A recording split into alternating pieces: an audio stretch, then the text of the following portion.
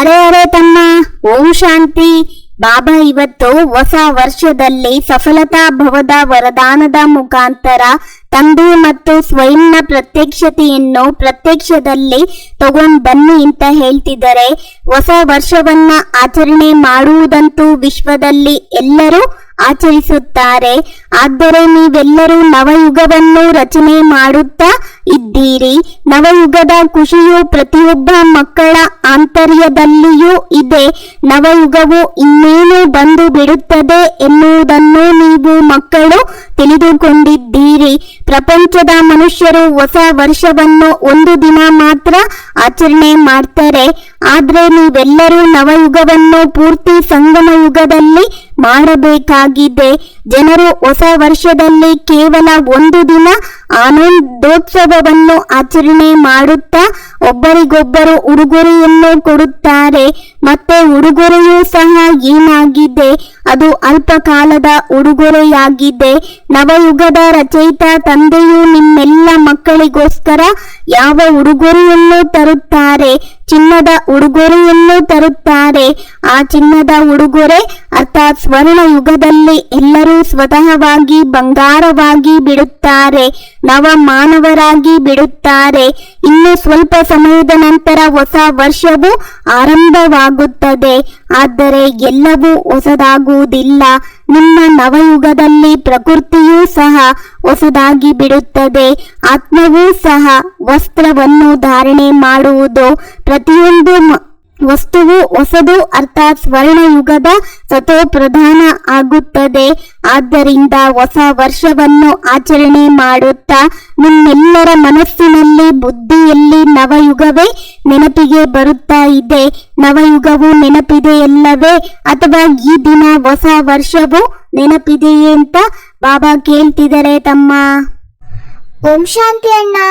ಅಣ್ಣ, ಇವತ್ತು ಬಾಬಾ ಹೇಳ್ತಿದ್ದಾರೆ, ಬಾಪ್ ದಾದಾರವರು ಮಕ್ಕಳು ಪ್ರತಿಯೊಬ್ಬರಿಗೂ ಈ ವರ್ಷದ ಸಲುವಾಗಿ ಏನು ವಿಶೇಷ ಆದೇಶವನ್ನ ಕೊಡ್ತಿದ್ದಾರೆ ಎಂದರೆ, ಸಮಯದ ಅನುಸಾರ ಎಲ್ಲಾ ಮಕ್ಕಳು ಇಲ್ಲಿ ಸಾಕಾರದಲ್ಲಿ ಸಮ್ಮುಖದಲ್ಲಿದ್ದಾದರೂ ಕುಳಿತಿರಲಿ ಅಥವಾ ದೇಶ ವಿದೇಶದಲ್ಲಾದರೂ ಕುಳಿತಿರಲಿ, ವಿಜ್ಞಾನದ ಸಾಧನೆ ಮುಖಾಂತರ ಮಹಾವಾಕ್ಯವನ್ನ ಕೇಳುತ್ತಾ ಇರಬಹುದು, ನೋಡುತ್ತಾ ಇರಬಹುದು. ಬಾಪ್ ದಾದಾರವರು ಸಹ ಎಲ್ಲರನ್ನ ನೋಡ್ತಿದ್ದಾರೆ, ತುಂಬಾ ಆರಾಮವಾಗಿ ಆನಂದದಿಂದ ನೋಡುತ್ತಾ ಇದ್ದಾರೆ. ಆದ್ದರಿಂದ ವಿಶ್ವದ ಸರ್ವ ಬಾಪ್ ದಾದಾರವರ ಅತಿ ಪ್ರಿಯ ಅತಿ ಮಧುರ ಮಕ್ಕಳಿಗೆ ಬಾಪ್ ದಾದಾರವರು ಏನು ಆದೇಶವನ್ನ ನೀಡ್ತಾರೆ ಗೊತ್ತಾ? ಈಗ ನಿಮ್ಮ ಈ ಬ್ರಾಹ್ಮಣ ಜೀವನದಲ್ಲಿ ಅಮೃತ ವೇಳೆಯಿಂದ ಪ್ರಾರಂಭವಾಗಿ ರಾತ್ರಿಯವರೆಗೂ ಉಳಿತಾಯದ ಖಾತೆಯನ್ನ ಹೆಚ್ಚಿಸಿಕೊಳ್ಳಿ, ಜಮಾದ ಖಾತೆಯನ್ನ ವೃದ್ಧಿ ಮಾಡಿಕೊಳ್ಳಿ. ಪ್ರತಿಯೊಬ್ಬರು ನಿಮ್ಮ ಕಾರ್ಯದ ಅನುಸಾರವಾಗಿ ನಿಮ್ಮ ಪ್ಲಾನ್ ತಯಾರು ಮಾಡಿಕೊಳ್ಳಿ. ಬ್ರಾಹ್ಮಣ ಜೀವನದಲ್ಲಿ ಏನೇನು ಖಜಾನೆಗಳು ಸಿಕ್ಕಿದೆಯೋ ಆ ಪ್ರತಿಯೊಂದು ಖಜಾನೆಯ ಉಳಿತಾಯ ಅಥವಾ ಜಮಾದ ಖಾತೆಯನ್ನು ಹೆಚ್ಚಿಸಿಕೊಳ್ಳಿ. ಯಾಕೆಂದ್ರೆ ಬಾಪ್ ದಾದಾರವರು ಈ ದಿನ ಅಂತ್ಯದವರೆಗೂ 4 ಕಡೆಯ ಮಕ್ಕಳ ಫಲಿತಾಂಶವನ್ನ ನೋಡಿದ್ದಾರೆ. ಏನು ನೋಡಿದ್ದೆವು? ತಿಳಿದುಕೊಂಡು ಬಿಟ್ಟಿದ್ದೀರಿ. ಶಿಕ್ಷಕಿಯರು ಸಹ ತಿಳಿದುಕೊಂಡು ಬಿಟ್ಟಿದ್ದಾರೆ, ಡಬಲ್ ವಿದೇಶಿಯರು ಸಹ ತಿಳಿದುಕೊಂಡು ಬಿಟ್ಟಿದ್ದಾರೆ, ಭಾರತೀಯರು ಸಹ ತಿಳಿದುಕೊಂಡು ಬಿಟ್ಟಿದ್ದಾರೆ. ಜಮಾದ ಖಾತೆಯು ಎಷ್ಟು ಇರಬೇಕು ಅಷ್ಟು. ಏನು ಹೇಳಲಿ? ನೀವೇ ಸ್ವಯಂ ಹೇಳಿ. ಯಾಕೆಂದ್ರೆ ಸರ್ವ ಖಜಾನೆಗಳನ್ನು ಜಮಾ ಮಾಡಿಕೊಳ್ಳುವ ಸಮಯವು ಕೇವಲ ಈಗಿನ ಸಂಗಮ ಯುಗವಾಗಿದೆ ಎನ್ನುವುದನ್ನ ಬಾಪ್ ದಾದಾರವರು ತಿಳಿದುಕೊಂಡಿದ್ದಾರೆ.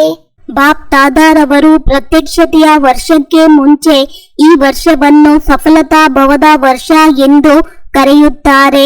ಸಫಲತೆಯ ಆಧಾರವು ಪ್ರತಿಯೊಂದು ಖಜಾನೆಯನ್ನು ಸಫಲ ಮಾಡಿಕೊಳ್ಳಬೇಕು. ಸಫಲ ಮಾಡಿಕೊಳ್ಳಿ, ಸಫಲತೆಯನ್ನು ಪ್ರಾಪ್ತಿ ಮಾಡಿಕೊಳ್ಳಿ. ಸಫಲತೆಯು ಪ್ರತ್ಯಕ್ಷತೆಯನ್ನು ಸ್ವತಃವಾಗಿಯೇ ಪ್ರತ್ಯಕ್ಷ ಮಾಡುವುದು. ವಚನದ ಮುಖಾಂತರ ಬಹಳ ಉತ್ತಮವಾಗಿ ಮಾಡಿದ್ದೀರಿ. ಆದರೆ ಈಗ ಸಫಲತೆಯ ವರದಾನದ ಮೂಲಕ ಬಾಬಾರವರು ಸ್ವಯಂ ಪ್ರತ್ಯಕ್ಷತೆಯನ್ನು ಸಮೀಪದಲ್ಲಿ ತೆಗೆದುಕೊಂಡು ಬನ್ನಿರಿ. ಬ್ರಾಹ್ಮಣರ ಪ್ರತಿಯೊಬ್ಬರ ಜೀವನದಿಂದ ಸರ್ವ ಖಜಾನೆಗಳ ಸಂಪನ್ನತೆ ಅನ್ಯ ಆತ್ಮರಿಗೆ ಅನುಭವವಾಗಬೇಕು. ಈಗಿನ ಕಾಲದ ಆತ್ಮರು ನಿಮ್ಮ ಅನುಭವಿ ಮೂರ್ತಿಯ ಮೂಲಕ ಅನುಭೂತಿಯನ್ನು ಮಾಡಲು ಬಯಸುತ್ತಾರೆ. ಕೇಳಲು ಕಡಿಮೆ ಬಯಸುತ್ತಾರೆ, ಅನುಭೂತಿಯನ್ನು ಜಾಸ್ತಿ ಬಯಸುತ್ತಾರೆ. ಅನುಭೂತಿಯ ಆಧಾರವು ಖಜಾನೆಗಳ ಜಮಾದ ಖಾತೆಯಾಗಿದೆ. ಈಗ ಇಡೀ ದಿನದಲ್ಲಿ ಮಧ್ಯದಲ್ಲಿ ನಿಮ್ಮ ಈ ಚಾರ್ಟ್ ಅನ್ನು ಪರಿಶೀಲನೆ ಮಾಡಿಕೊಳ್ಳಿ.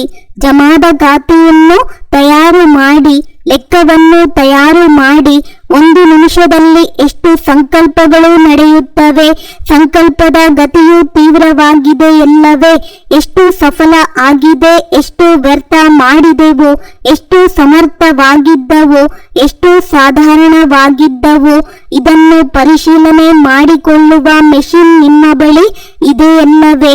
ಶಿಕ್ಷಕಿಯರ ಬಳಿ ಇದೆಯೇ? ಡಬಲ್ ವಿದೇಶಿಯರ ಬಳಿ ಇದೆಯೇ? ಕೆಲಸ ಮಾಡುತ್ತದೆಯೋ ಅಥವಾ ನಿಂತು ಹೋಗಿದೆಯೋ? ಪಾಂಡವರ ಬಳಿ ಚೆಕಿಂಗ್ ಮೆಷಿನ್ ಇದೆಯೇ? ಎಲ್ಲರ ಬಳಿಯೂ ಮೆಷಿನ್ ಇದೆಯಲ್ಲವೇ? ಎಲ್ಲರ ಬಳಿಯೂ ಇದೆಯೇ? ಯಾರ ಬಳಿಯಾದರೂ ಇಲ್ಲದಿದ್ದರೆ ಅರ್ಜಿ ಹಾಕಿಕೊಳ್ಳಿರಿ. ಹೇಗೆ ಎಲ್ಲಿಯಾದರೂ ಆಫೀಸ್ ತೆರೆಯಬೇಕಾದರೆ ಆಫೀಸನ್ನು ವ್ಯವಸ್ಥೆ ಮಾಡುವುದಕ್ಕಿಂತ ಮುಂಚೆ ವಿಚಾರ ಮಾಡುತ್ತೀರಿ. ಈಗಿನ ಕಾಲದಲ್ಲಿ ಕಂಪ್ಯೂಟರ್ ಬೇಕಾಗುತ್ತದೆ, ಇಮೇಲ್, ಟೈಪ್ರೈಟರ್, ಜೆರಾಕ್ಸ್ ಮಿಷಿನ್ ಬೇಕಾಗುತ್ತದೆ ಅಲ್ವಾ? ಹಾಗೆಯೇ ಬ್ರಾಹ್ಮಣ ಜೀವನದಲ್ಲಿ ನಿಮ್ಮ ಮನಸ್ಸಿನ ಆಫೀಸಿನಲ್ಲಿ ಈ ಎಲ್ಲ ಯಂತ್ರಗಳು ಇವೆಯೇ ಅಥವಾ ಇಲ್ಲವೋ ಅಂತ ಚೆಕ್ ಮಾಡ್ಕೊಳ್ಬೇಕು. ಅಣ್ಣ, ಬಾಬಾ ಹೇಳ್ತಾರೆ, ಬಾಪ್ ದಾದಾ ಗ್ರೇಟ್ ಗ್ರೇಟ್ ಗ್ರ್ಯಾಂಡ್ ಫಾದರ್ ಬ್ರಹ್ಮ ಬಾಬಾರವರ ಒಂದು ಶುಭ ಆಸೆಯನ್ನ ಈ ದಿನ ಏನಾಗಿದೆ ಅಂತ ಹೇಳ್ತಿದ್ದಾರೆ. ನನ್ನ ಗ್ರೇಟ್ ಗ್ರೇಟ್ ಗ್ರ್ಯಾಂಡ್ ಸನ್ಸ್ಗೆ ವಿಶೇಷವಾಗಿ ಒಂದು ಮಾತನ್ನ ಹೇಳ್ಬೇಕಾಗಿದೆ. ಅದು ಏನಾಗಿದೆ? ಯಾಕೆಂದ್ರೆ ಸದಾ ಮಕ್ಕಳು ಪ್ರತಿಯೊಬ್ಬರ ಚೆಹರೆಯಲ್ಲಿ ಒಂದನೆಯದಾಗಿ ಸದಾ ಆತ್ಮೀಯತೆಯ ಮುಗುಳ್ನಗೆ ಇರಬೇಕು. ಕೇಳಿಸ್ಕೊಂಡ್ರ? ಚೆನ್ನಾಗಿ ಕಿವಿ ತೆರೆದು ಕೇಳಿಸಿಕೊಳ್ಳಿ. ಹಾಗೂ ಎರಡನೆಯದಾಗಿದೆ, ಬಾಯಿಂದ ಬರುವ ವಚನದಲ್ಲಿ ಮಧುರತೆ ಸದಾ ಇರಲಿ. ಒಂದು ಶಬ್ದವೂ ಸಹ ಮಧುರತೆ ಇಲ್ಲದದ್ದು ಬರಬಾರದು. ಚೆಹರೆಯಲ್ಲಿ ಆತ್ಮೀಯತೆಯ ಇರಲಿ, ಬಾಯಿಯಲ್ಲಿ ನೋಡಿ ಮಾತಿನಲ್ಲಿ ಮಧುರತೆ ಇರಲಿ, ಹಾಗೂ ಮನಸ್ಸಿನಲ್ಲಿ ಬುದ್ಧಿಯಲ್ಲಿ ಸದಾ ಶುಭ ಭಾವನೆ, ದಯಾ ಹೃದಯದ ಭಾವನೆ, ದಾತಾತನದ ಭಾವನೆ ಇರಲಿ. ಪ್ರತಿಯೊಂದು ಹೆಜ್ಜೆಯಲ್ಲಿ ಸದಾ ಶುಭ ಭಾವನೆ, ದಯಾ ಹೃದಯದ ಭಾವನೆ, ದಾತಾತನದ ಭಾವನೆ ಇರಲಿ. ಪ್ರತಿಯೊಂದು ಹೆಜ್ಜೆಯಲ್ಲಿಯೂ ಸಹ ತಂದೆಯನ್ನು ಅನುಸರಿಸಬೇಕು. ಅನುಸರಿಸಲು ಆಗುತ್ತದೆಯೇ? ನಿಮಿತ್ತ ಸಹೋದರಿಯರು ಇದನ್ನು ಮಾಡಬಲ್ಲಿರಾ? ಯಾವ ವರ್ಗದವರು ತಂದೆಯನ್ನ ಅನುಸರಿಸಲು ಆಗುತ್ತದೆಯೇ? ಬಾಪ್ ದಾದಾರವರ ಬಳಿ ಯುವಕರಿಂದ ಉತ್ತಮವಾದ ಫಲಿತಾಂಶ ಬಂದಿದೆ. ಉತ್ತಮವಾದ ಫಲಿತಾಂಶವನ್ನ ಪದಮಗಳಷ್ಟು ಅಭಿನಂದನೆಗಳನ್ನ ಕೊಡ್ತಿದ್ದಾರೆ ಬಾಬಾ. ಯುವಕರು ಬಹಳ ಉತ್ತಮವಾದ ಅನುಭವವನ್ನ ಮಾಡುವುದನ್ನ ನೋಡಿ ಬಾಪ್ ದಾದಾ ಖುಷಿಯಾದರು ಹಾಗೂ ತಮ್ಮ ಅನುಭವವನ್ನ ಸಮ್ಮುಖದಲ್ಲಿ ಕೇಳಿದರು. ಆದರೆ ಈಗ ಈ ಅನುಭವವನ್ನ ಅಮರ ಭವದ ವರದಾನದಿಂದ ಅವಿನಾಶಿಯಾಗಿಟ್ಟುಕೊಳ್ಳಬೇಕು. ಏನೇ ಆದರೂ ಸಹ ನಿಮ್ಮ ಆತ್ಮಿಕ ಅನುಭವವನ್ನ ಸದಾ ವೃದ್ಧಿ ಮಾಡಿಕೊಳ್ತಾ ಇರಿ. ಆದ್ರೆ ನಿಮ್ಮ ಅನುಭವ ಕಡಿಮೆ ಆಗಬಾರ್ದು. 3 ತಿಂಗಳಿನ ನಂತರ ನೀವು ಮಧುಬನದಲ್ಲಿ ಬರಬಹುದು ಅಥವಾ ಬರದೇ ಇರಬಹುದು. ಬಾಪ್ ದಾದಾರವರಿಗೆ ಮೊದಲನೆಯದಾಗಿ ಹುಡುಗಾಟಿಕೆ ಇಷ್ಟವಾಗುವುದಿಲ್ಲ ಹಾಗೂ ಎರಡನೆಯದಾಗಿ ಮನಸ್ಸನ್ನು ಖಿನ್ನ ಮಾಡಿಕೊಳ್ಳುವುದು ಸಹ ಇಷ್ಟವಾಗುವುದಿಲ್ಲ. ಏನೇ ಆದರೂ ವಿಶಾಲ ಮನಸ್ಸನ್ನು ಇಟ್ಟುಕೊಳ್ಳಿ. ಮನಸ್ಸು ಖಿನ್ನವಾದಾಗ ಮನಸ್ಸು ಸಂಕುಚಿತವಾಗುತ್ತದೆ. ಮನಸ್ಸಿನ ಖುಷಿ ವಿಶಾಲ ಮನಸ್ಸುಳ್ಳದ್ದಾಗಿರುತ್ತದೆ. ಆದುದರಿಂದ ಮನಸ್ಸನ್ನು ಖಿನ್ನ ಮಾಡಿಕೊಳ್ಳಬಾರದು ಹಾಗೂ ಹುಡುಗಾಟಿಕೆಯಲ್ಲಿ ಬರಬಾರದು. ಸದಾ ಉಮಂಗ ಉತ್ಸಾಹದಲ್ಲಿ ಆರುತ್ತಿರಬೇಕು.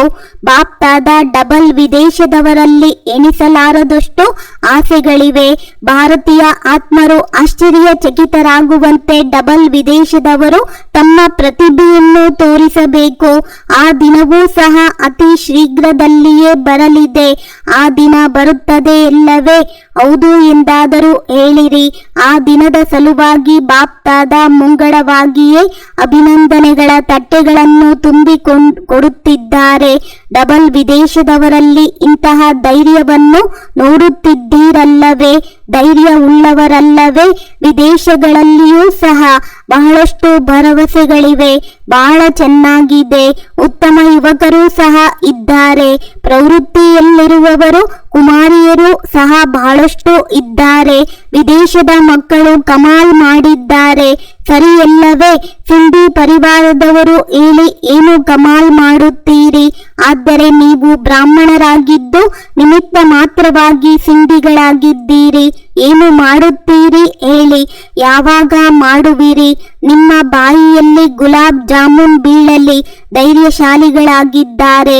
ವರದಾತ ತಂದೆಯೇ ಜೊತೆ ಇರುವಾಗ ವರದಾನ ದೊಡ್ಡ ಮಾತೇನಿಲ್ಲ ಅಂತ ಬಾಬಾ ಹೇಳ್ತಿದ್ದಾರೆ ತಮ್ಮ. ಅಣ್ಣ, ಬಾಬಾ ನಮ್ಮೆಲ್ಲರಿಗೂ ವರದಾನ ಕೊಡ್ತಿದ್ದಾರೆ. ಸೇವೆಯ ಉಮಂಗ ಉತ್ಸಾಹದ ಮೂಲಕ ಸುರಕ್ಷತೆಯ ಅನುಭವ ಮಾಡುವಂತಹ ಮಾಯಾಜೀತ್ ಭವ. ಯಾವ ಮಕ್ಕಳು ಸ್ಥೂಲ ಕಾರ್ಯದ ಜೊತೆ ಜೊತೆಗೆ ಆತ್ಮೀಯ ಸೇವೆಗಾಗಿ ಓಡುತ್ತಾರೆ, ಎವರಡಿಯಾಗುತ್ತಾರೆ, ಅಂತಹವರಿಗೆ ಈ ಸೇವೆಯ ಉಮಂಗ ಉತ್ಸಾಹ ಸಹ ಸುರಕ್ಷತೆಯ ಸಾಧನವಾಗಿ ಬಿಡುವುದು. ಯಾರು ಸೇವೆಯಲ್ಲಿಯೇ ತೊಡಗಿರುತ್ತಾರೆ ಅವರು ಮಾಯೆಯಿಂದ ಸುರಕ್ಷಿತರಾಗಿರುತ್ತಾರೆ. ಮಾಯೆ ಸಹ ನೋಡುತ್ತೆ, ಇವರಿಗೆ ಬಿಡುವು ಇಲ್ಲದಿದ್ದರೆ ಅದು ಸಹ ವಾಪಸ್ ಹೋಗಿಬಿಡುತ್ತೆ. ಯಾವ ಮಕ್ಕಳಿಗೆ ತಂದೆ ಮತ್ತು ಸೇವೆಯೊಂದಿಗೆ ಪ್ರೀತಿ ಇದೆ ಅವರಿಗೆ ಅಧಿಕ ಸಾಹಸದ ಸಹಯೋಗ ಸಿಗುವುದು.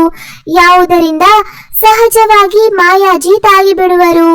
ಅಣ್ಣ, ಇಂದಿನ ಸ್ಲೋಗನ್ ಆಗಿದೆ, ಜ್ಞಾನ ಮತ್ತು ಯೋಗವನ್ನ ನಿಮ್ಮ ಜೀವನದ ಸ್ವಭಾವವನ್ನಾಗಿ ಮಾಡಿಕೊಳ್ಳಿ, ಆಗ ಹಳೆಯ ಸ್ವಭಾವ ಬದಲಾಗಿ ಬಿಡುವುದು. ನಿಮ್ಮೆಲ್ಲರಿಗೂ ಈ ಮುರಳಿಯ ಕಾನ್ವರ್ಸೇಷನ್ ಇಷ್ಟ ಆಗಿದ್ರೆ ಲೈಕ್ ಮಾಡಿ, ಶೇರ್ ಮಾಡಿ ಹಾಗೂ ಈ ಚಾನೆಲ್ ಅನ್ನ ಸಬ್ಸ್ಕ್ರೈಬ್ ಆಗೋದನ್ನ ಮರಿಬೇಡಿ. ಓಂ ಶಾಂತಿ.